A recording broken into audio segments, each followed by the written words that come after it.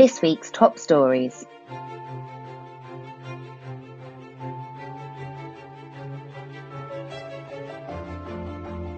Tesco staff will take over cleaning duties in smaller stores. As the company acts as contract cleaners across 2,000 sites. A spokesperson told TWinFM that employees will receive additional training.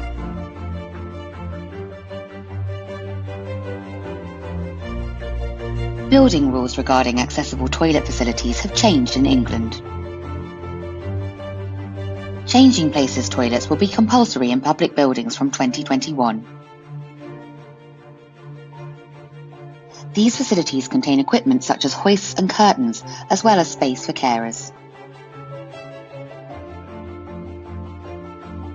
ISS has signed a 5-year contract with Homerton University Hospital. Amidst reports of poor wages and working conditions for ISS employees. Unions are calling for pay parity with NHS colleagues on their behalf. For all the latest facilities and workplace management news, read more at TWinFM.com.